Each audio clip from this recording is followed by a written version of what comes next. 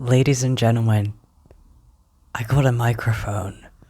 The thing about the microphone is it's not always recording, so I had to do some test runs, and now I have to hold myself back from whispering pretty much my natural speaking voice. I very much appreciate that you guys can now hear this, and I am genuinely considering a career in book ASMR.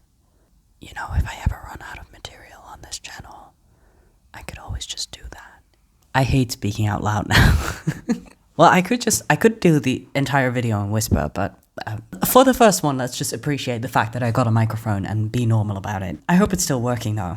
One can never be sure. It might not be working right now. Anyway, the good thing is I only read 3 books, so we'll be out of here in a minute.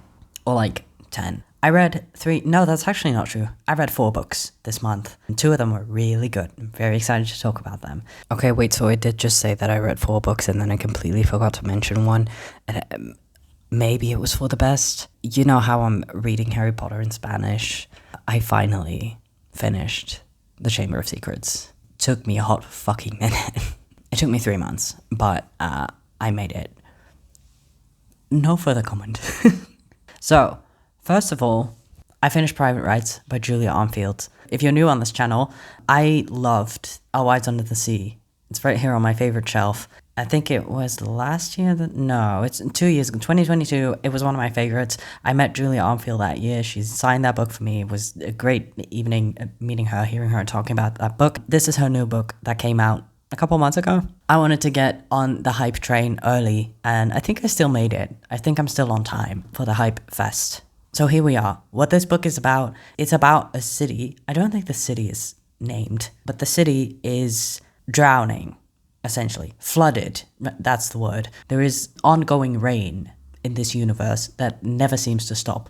Obviously, it's like a climate thing, but it's also a Julia Armfield thing in the sense that, is it ever going to be explained? Is it ever going to make sense? Probably not. Just go along with the flow. Go along with the current, in this case, if you're catching my drift. Oh, I'm gonna be annoying. Anyway, in this city, this unnamed city, where it's just constantly raining, there live 3 sisters whose lives we are following after the passing away of their father, their estranged father, I should say. None of them are very close to him. They didn't have a great relationship, not with their father and not with each other. So basically this book is about them just trying to navigate family and also love. All of them are gay, which is incredible. I think we just need more books where every single character is gay. It's not addressed, it's actually addressed once in a really funny way. We just need more books where everyone is gay. Like Plain Bad Heroines by Emily M. Danforth. Everyone was gay. That's very nice to read because that's what gay people's lives are like. All of our friends are gay. We hardly know any straight people that aren't related to us.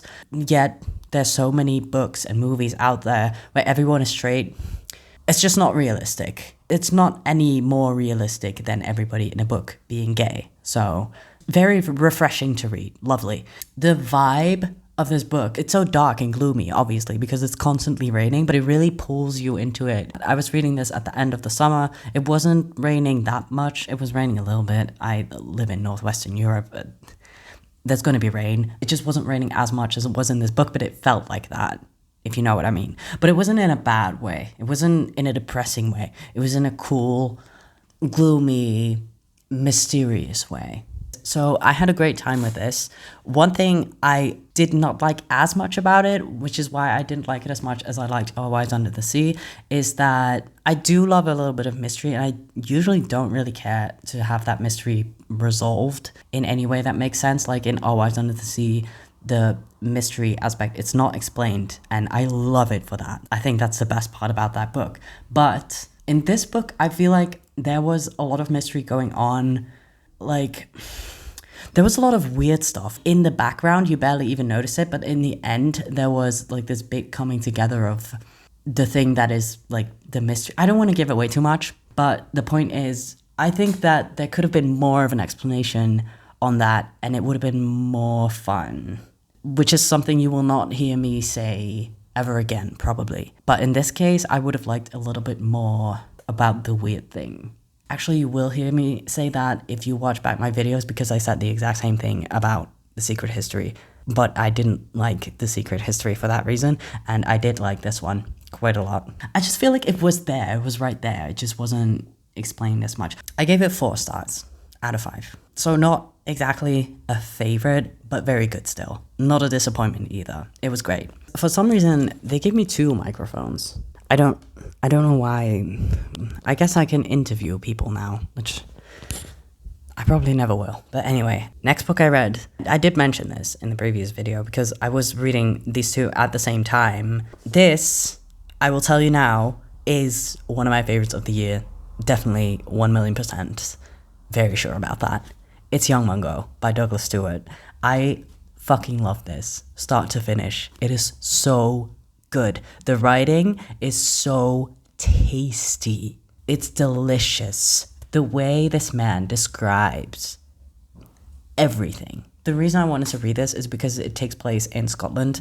It just says on the back. Actually, this edition that I have says nothing on the back. There's a little bit of a story here. I got this book from the library, and I was about 100 pages in when somebody put a hold on it, and then I had to give it back. And then I just decided, you know what? I love this book so much. I'm just going to buy it. And that was a great decision because this is going to end up on my favorite shelf. I love it so fucking much. What was I saying about Scotland? Right. The reason I got it from the library was that I wanted to read more about gay men anyway, and I also wanted to read more about Scotland. And on the back it said, boy goes on fishing trip in Scotland. And I was like, okay, sold. I mean, the cover speaks for itself on the gay part. I have thoughts and feelings about this cover. While I was reading it, I didn't think it was great because young Mungo is a young boy. He is 15. He does not look like that. And neither does his boyfriend, James. So the cover felt weird, but in the end, I kind of started to see the vision. I see the vision now. And also, it's such a statement, you know? So maybe I don't mind it as much. It's kind of cool. The characters in this book are so alive. Whenever the question of favorite characters in book comes up, I can never think of one because I'm not really like, I don't know, characters in books, I like them or I don't like them, but like generally I don't have like really deep, intense feelings about them for some reason. All of my favorite characters are from TV shows. In this case, Mungo, Jodie, and James, these 3 characters were so incredible. They were so alive. They literally jumped off the page. They were so incredibly written. There was so much depth to them. Because the story, it doesn't have a lot of plot. So it basically just follows them and shows their relationships in a lot of different and very subtle ways. And it's just so good. I couldn't recommend this more. Can you tell? Things do need to be said about this book though, because the fishing trip in question, it's not a happy fishing trip at all. Basically, the boy is sent on a fishing trip with 2 strange men because he was doing gay things back home in Glasgow. Also, no, I'll say it after. So it's kind of like to masculinize him. Is that a word? Masculinize? We say feminize, masculinize. You know what I mean. They're meant to like show him manly things, manly skills, that kind of thing. But obviously, you never trust strangers. Never trust strange men with a child.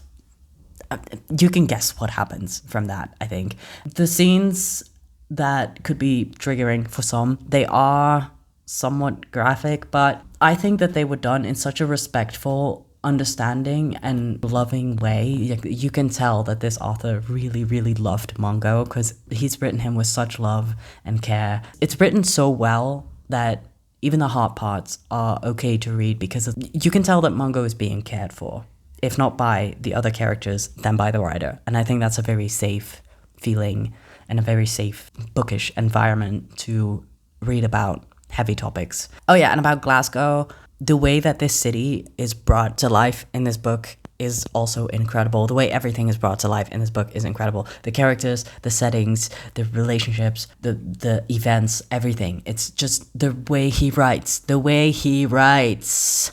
I cannot wait to get my hands on Shuggie Bain. I need that book, and I need it bad. This book was incredible. I loved it start to finish. I read it very slowly for like good reasons. Like sometimes you just want to savor a book a little bit, and that's definitely what I have with this one. I loved it very, very, very, very, very, very, very, very much. That's it for all the positivity this month, though. Well, actually, I'm not going to say too much about this book anyway. This is a book called Onderworpen. I'm fluent in Dutch. I know you wouldn't be able to tell from that. By Michel Houellebecq. I'm not fluent in French. The original title is, I just read it, Soumission. Soumission? Soumission. Soumission. Sorry to all the French people I just offended. Soumission. So I guess the English title would probably be Submission, but you don't need to know that because this is not a recommendation. I had to read this for school, and it's basically about a French white man. It's like a political thriller in like a hypothetical future where France is taken over by an Islam party. It's like the Islamic Revolution of France, hypothetically, written by a white man, as told by a white man. I have to say, it was not as racist as that sounds. But I feel like the intention was kind of that racist. It's like, this is the future that the left wants. And obviously it's like, not. It's supposed to, I don't know what he was supposed to be doing. It's funny because we have to read it because the teacher decided that we should read at least one thing by a white man in the name of diversity. It's funny to me that she picked a book that was like the most toxic white man-ish that she could manage to find. Anyway, I don't really have anything else to say for this month. 10 months on tea today. Nothing's changed since last month, except for the fact that I got a microphone, which has nothing to do with it, but it's more fun to record voice changes now. I guess that's it. I hope that this has recorded the sound. I will absolutely kill myself if you didn't hear that from me. Bye. This is it. This is the vibe. This is the energy that we want. Do you want to hear this? It's not nice. It's not nice ASMR. Sorry. How about this? I don't like that either.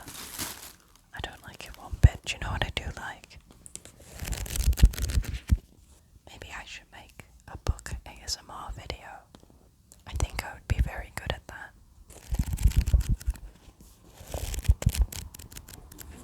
I like that a lot personally myself. Last week, I was at the literature festival, and there was something that was right.